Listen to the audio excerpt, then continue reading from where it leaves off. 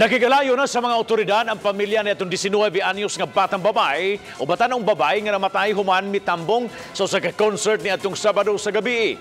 Gisusi pa ang hinungdan sa kamatayon sa mga batanon kundi diin mitumaw ang pagduda nga na-overdose sa party drugs. Anong report ni Nico Siri. Gipahibaw ni Chief Superintendent Debold Sinas na ki-coordinate na sa Cebu City Police Station 4 ang amahan ni atong batanon nga namatay sa party. Mihangyo ang PNP makig-alayon ang pamilya aron makasugod sila pag-imbestigar sa nahitabo. Ang kuana mo kay katong doktor niya na gikuha ang sample, so supposed to be dili man to dawaton ug tana sa crime lab, gidawat na lang as a private request.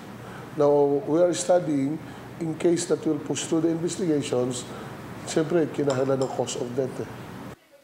Nag-alayon sab ang PNP ug PIDEA kabahin sa isyu. Labi na sa posibleng pagtumaw sa isyu nga posibleng party drug ang hinungdan sa kamatayon sa biktima. Usa kini sa tutukan sa PNP sa ilang investigasyon. We're trying to identify kung kinsa to supplier. Because you know, kining mga shabu kasi, ecstasy, mahal ni siya o ang baligya ani personalized. Dili ka basta makapalit ani. Naka mo, kay amigo-amigo, kaila-kaila ang baligya ani. Dili pa rin sa shabu na anytime pwede ka mapalit. Gisuwayan unta sa balitang bisdak pagduaw kaganiha sa haya sa babae nga biktima.